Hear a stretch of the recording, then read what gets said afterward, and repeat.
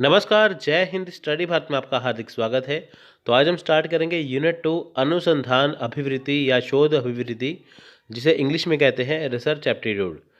सो इससे पहले हम टीचिंग एप्टीट्यूड कवर कर चुके हैं और हम पूरा ऐसे ही पेपर 1 पूरा शॉर्ट में कवर करेंगे कि ताकि आपकी पेपर 1 की अच्छे से रिवीजन हो जाए। सो चलिए यहाँ पे जानते हैं अनुसंधान अभिवृत्ति होती क्या है। देखिए, अनुसंधान जिसे इंग्लिश में कहते हैं रिसर्च। अब देखिए रिसर्च होती क्या है। अनुसंधान शब्द लैटिन शब्द से लिया गया है जिसका अर्थ है जानना। शोध अंग्रेजी शब्द रिसर्च का पर्याय है, किंतु इसका अर्थ पुनः खोज नहीं अपितु गहन खोज है।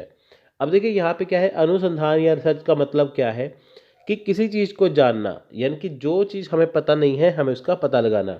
देखिए जैसे इंग्लिश में रिसर्च कहते हैं, हिंदी में से शोध कहते हैं। तो इसका अर्थ ये नहीं है कि हमें पुनः खोज करना है किसी चीज़ की। जैसे मान लीजिए कि कोई चीज़ हमारे पास है ऑलरेडी, है ना, तो हमें उसकी फिर से खोज करना नहीं है, उसकी गहन खोज करना है। यानी कि अगर मान लीजिए कि कोई चीज़ है हमारे पास ऑलरेडी है, लेकिन वो अधूरी है, वो पूरी नहीं है, इसलिए उसको फिर से खोजा जाए कि ताकि इसकी जानकारी जो है वो प्रॉपर हो सके, तो उसे कहते हैं रिसर्च, यानी कि शोध या गहन खोज। यानी कि इसमें क्या है, फिर से खोजना नहीं होता, इसका अर्थ होता है गहन खोजना। ठीक है। रिसर्च आप देखिए हमारे जो मेडिकल जो होती है, जो हमारा मेडिकल साइंस है ना, वहाँ पर देखिए हर दिन शोध होती रहती है ना। पहले देखिए आजकल तो हर एक बीमारी का इलाज आ गया है, पहले इतनी बीमारी को इलाज नहीं था, है ना। तो अभी क्या है, जैसे रिसर्च चल रही है हर एक के ऊपर, है ना, हर एक चीज़ पर रिसर्च चल रही है, तो धीरे धीरे क्या है, वो चीज़ जो है वो हम उसको गहन खोज कर रहे हैं कि ताकि उसको सबके लिए लेके आया जा सके, जिससे सबका फ़ायदा हो। रिसर्च देखिए बहुत तरह से होती है, जैसे मेडिकल साइंस में रिसर्च हो गई, उसके बाद जो वैज्ञानिक तकनीक जो होती है ना, हम साइंस को कैसे आगे लेके जाना है, या कोई ऐसी चीज़ जो हमारे लिए ज़रूरी है, हमारे समाज के लिए ज़रूरी है, तो उसको खोजा जाता है।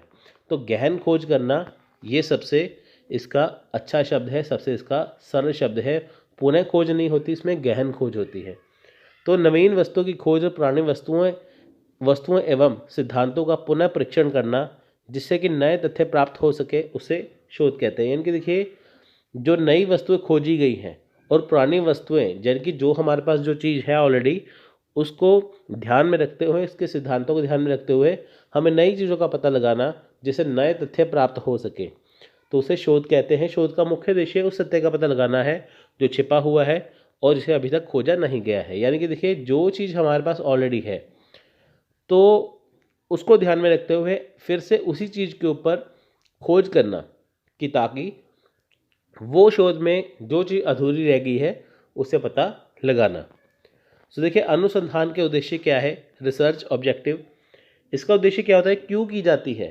देखिए सत्य की खोज करना, छुपे हुए सत्य का पता लगाना, यानी कि सत्य की खोज करना, जो सच्चाई है उसे बाहर लेके आना।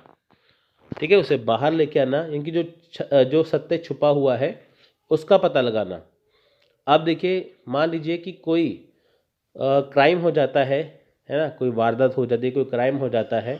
अब उसका देखिए पुलिस वाले क्या करते हैं, उसकी इन्वेस्टिगेशन करते हैं, वो छोटी रिसर्च होती है। उसके बाद देखिए जैसे अभी कोरोना आया था, उसके बाद कोरोना के बाद देखिए हुआ ना कि एक नई बीमारी आ गई है जिसका कोई इलाज नहीं था, उसके बारे में रिसर्च की गई, कि शोध की गई कि कौन सी दवाई इसको लेके आए कि ताकि इस बीमारी का इलाज हो सके। तो उसके लिए रिसर्च की गई, हमारे वैज्ञानिकों ने रिसर्च की, डॉक्टर से मिलके रिसर्च की, है ना। देखिए रिसर्च कौन करता है, रिसर्चर्स करते हैं, साइंटिस्ट रिसर्च करते हैं। जैसे कोरोना की दवाई का पता लगाया गया कि कौन सी बीमारी है, कहाँ से आई है, कैसे इसका तोड़ है, सब कुछ यहाँ पे देखा गया। तो वो चीज़ इसके अंदर आती है रिसर्च के अंदर। रिसर्च के लिए देखिए बहुत सारी चीज़ें हैं, जैसे छुपा हुआ सत्य है। जैसे मान लीजिए कि कोई राइटर है, कोई किसी ने टॉपिक छोड़ दिया है, जैसे मान लीजिए हिस्ट्री का, इतिहास का कोई टॉपिक है, वो खोजा गया, वो लेके आए, तो दूसरे राइटर ने क्या किया, उसको पढ़ा, उसको लगा ये अधूरा है, उसने फिर से उसे खोजा और नई चीज़ों का पता लगाया।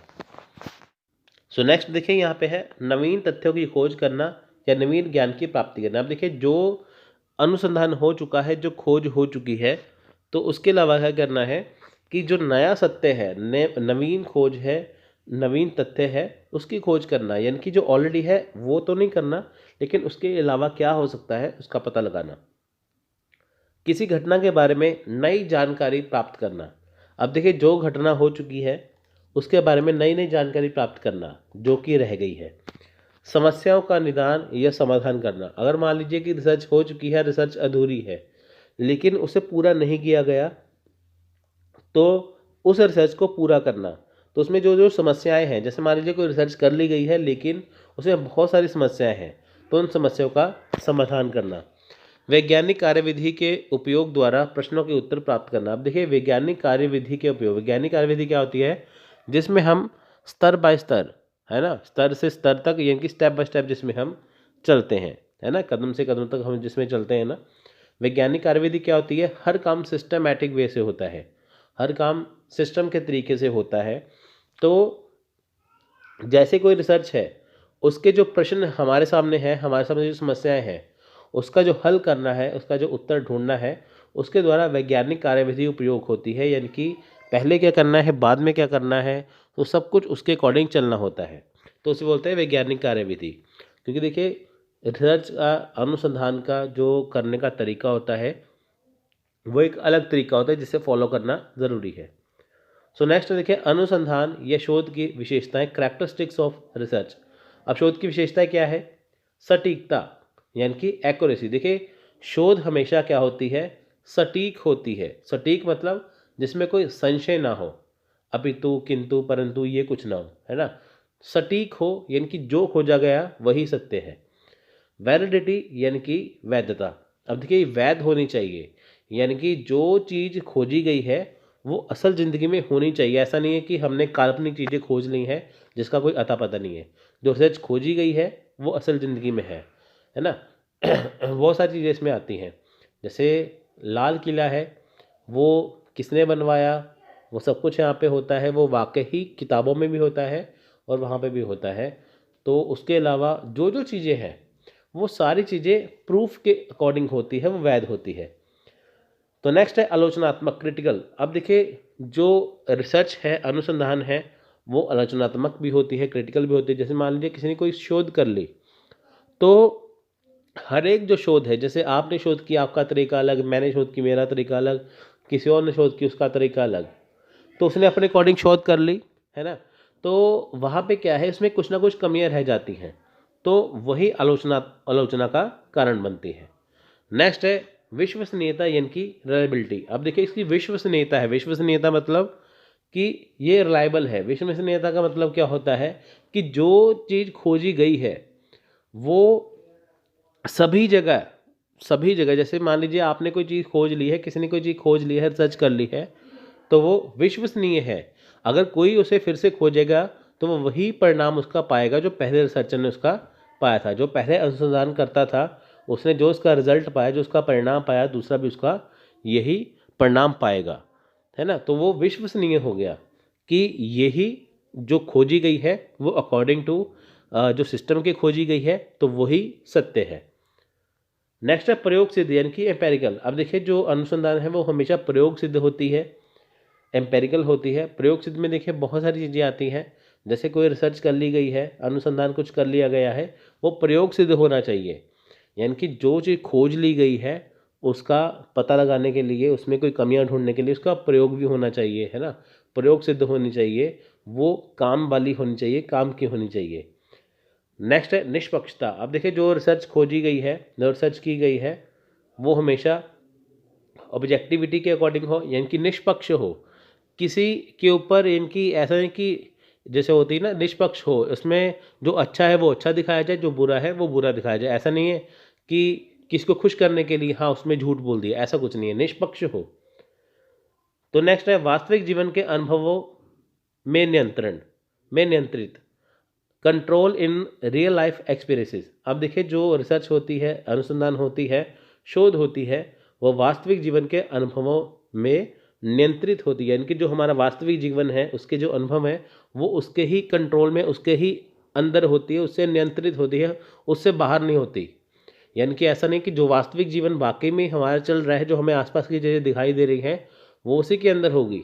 ऐसा नहीं कि दिखाया कुछ है होगा कुछ, है ना, काल्पनिक कुछ नहीं होगा इसमें।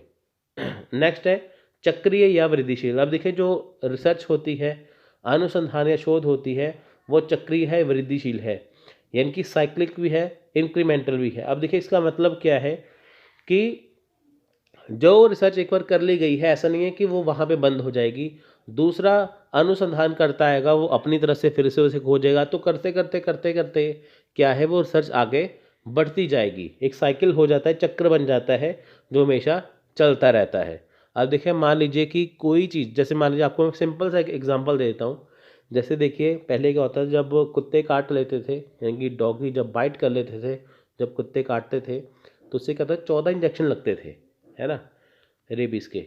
फिर देखिए रिसर्च हुई, उससे कम किया गया, उसमें 7 इंजेक्शन आ गए। उसमें फिर कम किया गया, उसमें अभी 3 इंजेक्शन लगते हैं। फिर कम किया गया, अभी क्या है 1 इंजेक्शन लगता है, एक ही टीका लगता है। आप 3 भी लगवा सकते हैं, 1 भी लगवा सकते हैं। तो ये क्या है, रिसर्च हुई ना, 14 से 7, 7 से 3, 3 से 1।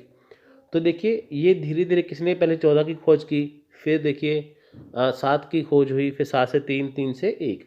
तो ये रिसर्च हो गया ना, उसे बेटर बनाने के लिए, उसे अच्छा बनाने के लिए वो चीज़ इसमें आती है। तो ये चक्रीय है, यानी कि जिसने खोज की है उससे नई चीज़ का पता लगाना। अब देखिए जो रिसर्च कर ली गई है उसमें जो चीज़ अधूरी रह गई है, जो चीज़ कमी रह गई है उसे पूरा करना।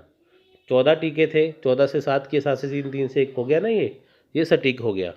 तो ये चीज़ें इसमें आती हैं। नेक्स्ट है शोधकर्ता विशेषताएं, qualities and characteristics of researcher. अब देखिए यहाँ पे शोधकर्ता, इनकी जो सर्च कर रहा है, जो शोध कर रहा है, उसकी विशेषताएं क्या होनी चाहिए। अभी हमने देखिए रिसर्च की या शोध की विशेषता देखी। अब जो बंदा शोध कर रहा है, रिसर्चर है, उसकी विशेषता क्या होनी चाहिए। एक अच्छे शोधकर्ता को यह सुनिश्चित करना चाहिए कि वह अपना शोध कार्य सही स्थान पर सही समय से पूरा करे तथा इस प्रक्रिया को वह पूर्ण बुद्धिमत्ता के साथ प्रभावी एवं मितव्ययी ढंग से संपन्न करे। अब देखिए शोधकर्ता कौन है। जब आप मान लीजिए पीएचडी करेंगे तो आप भी किसी चीज़ के ऊपर शोध करेंगे ना, जैसे इंडिया पाकिस्तान का संबंध हो गया तो वहाँ पे शोध करनी है, इंडिया अफगानिस्तान का हो गया, विदेश नीति, कुछ भी आपको जो टॉपिक दिया गया आपको उसके रिगार्डिंग क्या है, शोध करनी है, रिसर्च करनी है। ठीक है, तो आपकी विशेषताएं क्या होनी चाहिए। ज़रूरी नहीं है कि देखिए साइंटिस्ट शोध करेंगे, डॉक्टर्स करेंगे, आपको भी शोध करनी है ना। तो शोध हर कोई कर सकता है, तो उसके क्या उसकी विशेषताएं होनी चाहिए शोधकर्ता की। अब देखिए एक शोधकर्ता को क्या होना चाहिए, सुनिश्चित करना चाहिए कि जो अपना वो शोध कार्य है वो सही स्थान पे करे। सही स्थान मतलब अगर आपको दिया गया कि आपको भारत पाकिस्तान के संबंध के ऊपर शोध करनी है तो आपको ऐसे जगह पर जाना चाहिए कि जहाँ पे वो ज़रूरी हो। ऐसा नहीं है कि लिखा भारत पाकिस्तान है पहुँच जाओ अमेरिका, है ना, वो चीज़ नहीं है। तो आपको सही स्थान पे जाना है अपनी शोध को पूरा करने के लिए और सही समय के अंदर पूरा करना है। ठीक है, सही समय, ऐसा नहीं कि 1 महीना बोला तो आपने 2 साल लगा दिया, ऐसा नहीं है। तो सही स्थान होना चाहिए, सही समय सही समय होना चाहिए और आपको मितव्ययी ढंग, यानी कि आपको जो मितव्ययी ढंग क्या होता है जो मित्रतापूर्ण ढंग होता है उससे संपन्न होना चाहिए। आपको सबकी बातें माननी चाहिए और आपको उसमें अपना दिमाग का इस्तेमाल करना चाहिए कि जो आप चीज़ खोज रहे हैं वो सही है कि नहीं। नेक्स्ट देखिए है शोधकर्ता अनुसंधान प्रारूप से शोध कार्य के अधिकतम उद्देश्यों को प्राप्त करने में सफल होता है। यानी कि जो देखिए शोधकर्ता होता है वो अनुसंधान प्रारूप से, यानी कि जो रिसर्च का जो प्रारूप बनाया गया है, जो ड्राफ्ट बनाया गया है उसके अकॉर्डिंग क्या है, जो उसके ज़्यादा से ज़्यादा उद्देश्य है, यानी कि रिसर्च करने का लक्ष्य क्या होता है, उद्देश्य क्या होता है कि जो हमें शोध करनी है हम उसके बारे में ज़्यादा से ज़्यादा पता लगा सके, उसके बारे में ज़्यादा से ज़्यादा लिख सके। उस पर देखिए शोधकर्ता पेशेवर और अनुसंधान कौशल युक्त होना चाहिए। जो शोध करता है, जो रिसर्चर है वो पेशेवर होना चाहिए यानी कि वो अनाड़ी नहीं होना चाहिए, वो पूरा खिलाड़ी होना चाहिए इसका, उसको सारी चीज़ें आनी चाहिए, वो पेशेवर होना चाहिए, उसमें अनुसंधान का कौशल होना चाहिए। कौशल मतलब क्या है, उसको रिसर्च आनी चाहिए कि रिसर्च करनी कैसी है, उसको पता होना चाहिए कि डाटा भी इकट्ठा करना है, उसको सैम्पलिंग भी करनी है, सब कुछ यहाँ पे करना है। अगर उसे कुछ पता ही नहीं होगा तो रिसर्च करेगा क्या, है ना। शोधकर्ता में मनोवैज्ञानिक और शैक्षणिक क्षमताओं की उपस्थिति होनी चाहिए। देखिए यहाँ पे आपको मनोवैज्ञानिक शोधकर्ता के अंदर क्या है, मनोवैज्ञानिक और शैक्षणिक क्षमताएं दोनों होनी चाहिए। मनोवैज्ञानिक क्या है, साइकोलॉजिकल। साइकोलॉजिकल मतलब, मनोवैज्ञानिक मतलब उसे पता होना चाहिए कि मुझे किस टाइम पे क्या बिहेव करना है और मैं क्या शोध करने जा रहा हूँ, कहाँ पे शोध करने जा रहा हूँ। शैक्षणिक क्षमताएं मतलब कि रिसर्च कैसे करनी है, सब कुछ उसका ढंग उसे आना चाहिए। शोधकर्ता में चीज़ों एवं परिस्थितियों की गहन समझ व सोच होनी चाहिए। शोधकर्ता में सदैव नए विषयों पर शोध करने की उत्सुकता या अभिलाषा होनी चाहिए। देखिए जो रिसर्चर है, शोध करता है, उसके अंदर हमेशा ये होना चाहिए, अगर ये चीज़ खोज ली है तो इसका आगे मुझे ये खोजना है। उसके बोरिंग नहीं लगना चाहिए, उसको उसके काम में क्या है, अच्छा होना चाहिए, अच्छा उसमें उत्सुकता होनी चाहिए, उसे अच्छा लगना चाहिए। शोधकर्ता को ऐसे शोध कार्य संपन्न करना चाहिए जिससे कि उसके परिणामों पर किसी भी प्रकार का संदेह ना हो। यानी कि देखिए शोधकर्ता को अपनी रिसर्च, अपनी शोध ऐसे संपन्न करनी चाहिए कि जिससे मान लीजिए उसका जो परिणाम निकले वो हमेशा पॉजिटिव हो, हमेशा ऋणात्मक हो। ऐसे नहीं कि उसने शोध करती वहाँ से कॉपी कर लिया, वहाँ से कॉपी कर लिया, उसमें संदेह हो। उसकी शोध अपनी होनी चाहिए, किसी की चुराई हुई नहीं होनी चाहिए। एक शोधकर्ता में बौद्धिक ईमानदारी होनी चाहिए जिससे कि सर्वोत्तम शोध परिणाम के लिए उचित रीति आंकड़ों एवं जानकारी को एकत्रित कर सके। अब देखिए शोधकर्ता में क्या है, बौद्धिक ईमानदारी होनी चाहिए। इनकी उसे ये होना चाहिए कि जो मैं शोध करूंगा वो अपने लेवल पे करूंगा, अपने स्तर पे करूंगा, किसी की कॉपी नहीं करूंगा।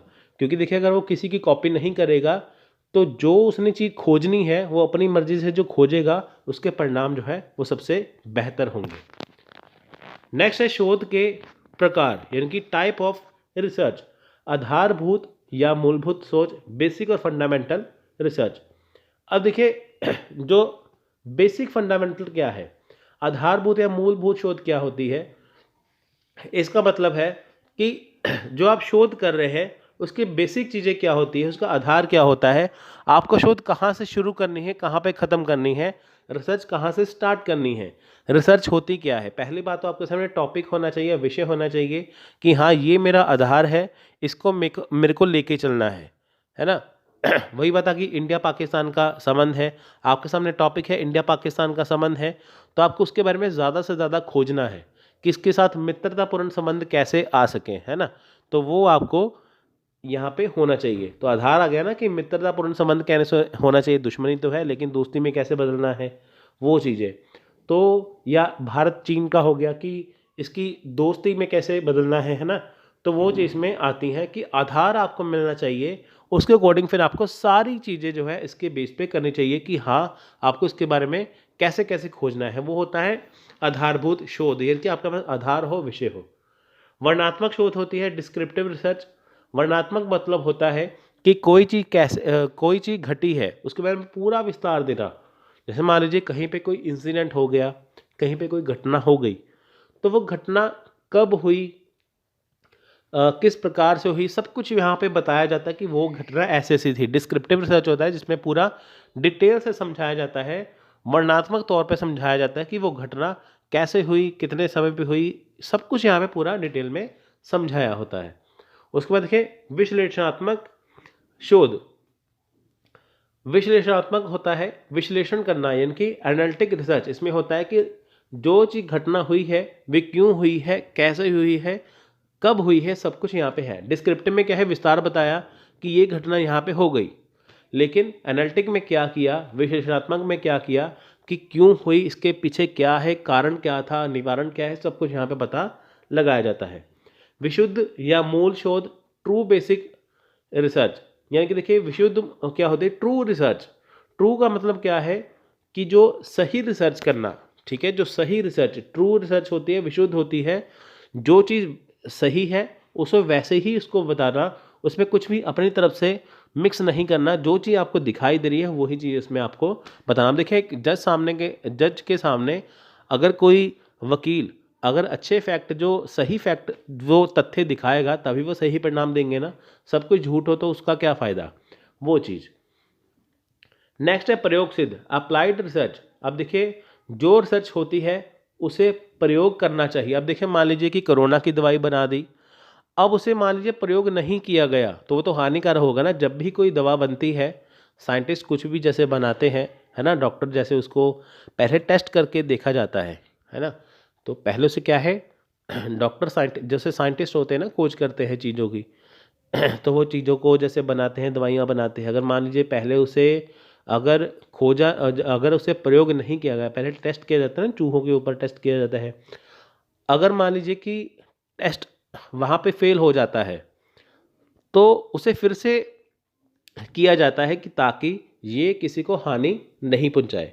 अगर मान लीजिए कि बिना टेस्ट के दवाइयाँ मार्केट में आ जाए, लोग मरने स्टार्ट हो जाए, है ना, तो वो क्या है, वो रिसर्च फेल हो जाती है। पहले उसे टेस्ट करना होता है। तो रिसर्च ऐसे होनी चाहिए जिससे अप्लाई किया जा सके। जो आपने चीज़ खोजी है तो क्या वाकई भी हो सकती है कि नहीं, वो देखा जाता है। मात्रात्मक शोध होती है क्वांटिटेटिव रिसर्च। जैसे आपने आंकड़े इकट्ठे कर लिए, आपने हर एक चीज़ इकट्ठी कर ली, लेकिन वो आपने कितनी इकट्ठी की है उसे बोलते हैं क्वांटिटेटिव या मात्रात्मक शोध। यानी कि जो आपने चीज़ें इकट्ठी की है, आपने ये भी इकट्ठा कर लिया, अब आपने वो भी इकट्ठा कर लिया, आपने एक लिस्ट बना ली, मेरे पास इतनी चीज़ें हो गई हैं रिसर्च के लिए, तो होती है मात्रात्मक शोध। नेक्स्ट है क्वालिटेटिव यानी कि गुणात्मक शोध। गुणात्मक शोध होती है कि जब जो आपने चीज़ खोजी उसकी क्वालिटी क्या है ना, उसकी क्वालिटी क्या है, वो चीज़ उसकी उसका गुण क्या है, वो अच्छी है, पहले से अच्छी है, अभी अच्छी है, वो क्या है ना, वो चीज़ उसमें गुण होते हैं। तो वो अच्छी है बुरी है वो क्या है, गुण होते हैं कि वो अलग कैसे है वो चीज़। ऐतिहासिक शोध होती है यानी कि हिस्टोरिकल रिसर्च। ऐतिहासिक शोध होती है कि जो आपने हिस्ट्री के या इतिहास के जो फैक्ट पता किए जो पहले से थे ही नहीं, लेकिन आपने उसको फिर से अगर जैसे खोजा है, तो आपने ऐसे खोजा है कि जो उसका जो फैक्ट है वो अच्छा है, या जो आप जो अभी रिसर्च कर रहे हैं, जो आपने अभी रिसर्च की है, उसका हिस्ट्री से क्या लेना देना है ना, ऐतिहासिक तौर पर वो कैसे संबंधित है हमारे जैसे पास्ट से कैसे संबंधित है, वो यहाँ पे देखा जाता है। अब नेक्स्ट है शोध पद्धतियाँ यानी कि रिसर्च मेथड। तो शोध पद्धतियाँ जैसे हम यहाँ पे करेंगे, तो देखिए वही बात इसमें आ गई हिस्टोरिकल रिसर्च की। इनका संबंध क्या है, हिस्टोरिकल रिसर्च मतलब ऐतिहासिक शोध मतलब इनका संबंध भूत से है या भविष्य को समझाने के लिए भूत का विश्लेषण किया जाता है। अब देखिए मान लीजिए कि कोई चीज़ अगर खोजी गई है, पहले उसे बताया जाता है कि ये भूतकाल से संबंधित है और आगे जाके भविष्य में इसे ऐसे इसमें किया जा सकता है। जैसे हमारे जो भूतकाल से संबंधित जो चीज़ें हैं ना, जो हमारे पास ऑलरेडी है, जो अच्छी नहीं है ना, ये जो वैसे ही जो हमें सही रिजल्ट नहीं दे रहे, सही परिणाम नहीं दे रहे हैं, तो भविष्य में ध्यान में रख के किया जाता है ना कि भविष्य में हम ऐसी चीज़ करते हैं कि ताकि आने वाली पीढ़ियाँ इसका लाभ उठा सके। तो भविष्य को समझाने के लिए क्या है, भूतकाल से जो चीज़ें संबंधित हैं उसको ध्यान में रख के ये चीज़ खोजी जाती है, उसका विश्लेषण किया जाता है। नेक्स्ट है विवरणात्मक शोध यानी कि डिस्क्रिप्टिव रिसर्च। इसका संबंध वर्तमान से होता है तथा इसमें शोध के विषय का सार निर्धारित करने का प्रयास करते हैं। अब देखिए डिस्क्रिप्टिव रिसर्च क्या है, जैसे यहाँ पे आप देख सकते हैं इसका संबंध वर्तमान से है यानी कि जो आज है उससे संबंधित है। इसमें सार होता है। डिस्क्रिप्टिव मैंने आपको वही बताया ना कि जैसे पूरा वर्णन करना, पूरा विवरण देना कि कोई चीज़ अगर घटना घटी है तो वो कैसे घटी, वो जो घटी है वो किस प्रकार से घटी है, उसमें पूरा विवरण देना, डिस्क्राइब करना पूरे तरीके से कि ये चीज़ ऐसे थी ऐसे थी ऐसी थी, वो पूरा इसमें बताना। एक्सपेरिमेंटल रिसर्च वही आ गया कि जैसे प्रयोग सिद्ध हो, ठीक है, प्रयोग सिद्ध हो गया ना, तो प्रयोगात्मक शोध होती है। इसका उद्देश्य क्या है, वैज्ञानिक रूप में दो या दो से अधिक तत्वों के संबंधों की व्याख्या करना, यानी कि एक्सपेरिमेंट करके देखना, प्रयोग करके देखना, जिसमें दो या दो से अधिक जो तत्व है उसमें आपस में क्या संबंध है, वो आपस में क्यों जुड़े हुए हैं, उसको देखना। तो नेक्स्ट है गुणात्मक एवं मात्रात्मक शोध, क्वांटिटेटिव एंड क्वालिटेटिव रिसर्च। अब देखिए इस शोध में शोधकर्ता क्या, कहाँ, कब की खोज नहीं करता, बल्कि क्यों और कैसे की खोज का प्रयोग करता है। यानी कि क्या हुई थी, कहाँ हुई थी, कब हुई, ये नहीं देखना, बल्कि क्यों हुई है वो देखना है इसमें। ठीक है, क्वालिटी में आपके पास देखिए जो होती है, क्वालिटी होते हैं, गुण होता है कि आपकी जो चीज़ है वो कैसी है, वो अच्छी कैसी है। ठीक है, देखिए जैसे मान लीजिए यूजी नेट की अगर आप कोई बुक पढ़ते हैं तो मार्केट में बहुत सारी बुक्स अवेलेबल है, लेकिन कई बुक्स में क्या है, गलत जानकारी है, किसी में अधूरी जानकारी है, लेकिन कईयों में बहुत बेस्ट जानकारी है। जैसे आप हमारे नोट्स देखते हैं, इसमें सब कुछ आपको एक्यूरेट मिलता है। तो इसका क्या मतलब है, जो भी हमने आपको पढ़ाया है, जो हम आपको दे रहे हैं, उसकी जो रिसर्च है वो बहुत अच्छे लेवल पे हुई है। ठीक है, वो होती है क्वालिटी। क्वांटिटी में क्या है, आपको मान लीजिए कि हर एक यूनिट के 50-50 पेज दे दें, आपके पास तसल्ली है कि मेरे पास 50 पेज है, लेकिन उसमें कुछ है ही ना, क्वालिटी नहीं है, तो क्या फ़ायदा, वो चीज़। नेक्स्ट है शोध के चरण, यानी कि रिसर्च स्टेप। अब देखिए रिसर्च के क्या स्टेप है, शोध के क्या चरण है, पूरा इसमें वो देखा जाता है। अब देखिए कभी भी कोई भी रिसर्च होती है तो उसके पहले चरण होते हैं। तो शोध प्रक्रिया एक सुव्यवस्थित एवं चरणबद्ध रूप से संपन्न होने वाली प्रक्रिया है। इसमें निर्धारित उद्देश्य पर बल दिया जाता है तथा इसके लिए आवश्यक सूचनाओं एवं आंकड़ों का संग्रहण किया जाता है, जिससे कि शोधकर्ता एक निश्चित निष्कर्ष पर पहुंच सके। अब देखिए यहाँ पे क्या है, शोध क्या है, एक चरणबद्ध तरीके से होने वाली प्रक्रिया है, यानी कि पहला एक चरण आएगा, फिर दूसरा, तीसरा, चौथा, ऐसे करके। तो उद्देश्य क्या है, हमें पूरी रिसर्च की अच्छे से खोज करना। अगर हम स्टेप बाय स्टेप चलेंगे तभी हम करेंगे ना। तो देखिए इसके चरण क्या है, तो देखिए चरण एक, समस्या की पहचान, यानी कि हमारे पास पहला स्टेप क्या होना चाहिए, समस्या की पहचान। तो रिसर्च कब होती है, जब हमारे पास कोई समस्या हो। हमारे पास कोई समस्या हो ही ना, कोई प्रश्न हो ही ना, तो हम रिसर्च क्यों करेंगे। तो पहले समस्या होनी चाहिए कि हमें समस्या क्या आ रही है। फिर दूसरा चरण आता है समस्या की समीक्षा करना, यानी कि जो हमें रिसर्च करनी है, जो हमें शोध करनी है, वो हमें किस लेवल पे करनी है, छोटी रिसर्च करनी है, बड़ी रिसर्च करनी है, क्या है। फिर नेक्स्ट है तीसरा चरण, समस्या को स्पष्ट करना, यानी कि समस्या को स्पष्ट करना। इसमें क्या होता है कि जो हमारे पास प्रॉब्लम है, जो समस्या है, वो स्पष्ट रूप से है क्या, हमें मेनली क्या खोजना है, क्या हमें पूरी रिसर्च फिर से करनी है, क्या थोड़ी सी रिसर्च करनी है, कहीं पार्ट में कहाँ पे करनी है, वो चीज़। शब्दों एवं अवधारणाओं को स्पष्ट करना। रिसर्च में देखिए शब्दों अवधारणा होती है ना, कि हमारी अवधारणा क्या है। रिसर्च ऐसे होती है ना कि जो चीज़ मुश्किल है, जिसमें टफ जो वर्ड्स हैं उसको आसान बनाना, उसकी जगह पे क्या है, नए शब्द रखना कि ताकि वो आसान बने।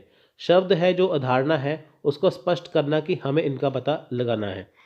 निदानात्मक योजना का विकास करना। निदान कब होता है, जब कोई समस्या होती है उसका निदान करना, यानी कि जो हमारे पास समस्या आ चुकी है उसका निदान कैसे करना है, तो उसमें लिखना, उसकी योजना बनाना कि इसे कैसे हल किया जा सकता है।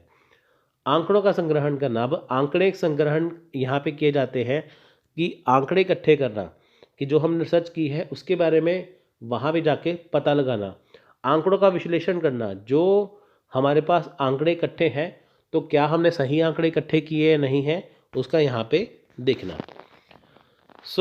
ये थे शोध के चरण। तो यहाँ पे आज हम इसे इस लेक्चर में यहीं तक कवर करेंगे, उसके बाद हम नेक्स्ट लेक्चर में ये सारी चीज़ें कवर कर लेंगे। ये थी आज की वीडियो। आई होप आपको आज की वीडियो पसंद आई होगी। अगर आपको कोई भी डाउट है तो आप हमसे जब मर्जी इस नंबर पे कॉन्टैक्ट और व्हाट्सअप कर सकते हैं। जिस पीडीएफ से मैं पढ़ा रहा हूँ, अगर आपको उसके नोट्स चाहिए तो आप वो नोट परचेज़ कर सकते हैं पीडीएफ के रूप में नंबर व्हाट्सअप पे। तो आप हमें इस नंबर पे कॉन्टैक्ट और व्हाट्सअप करिए, हम आपको पूरी जानकारी दे देंगे। मिलते हैं अगली वीडियो में, तब तक के लिए जय हिंद, जय भारत।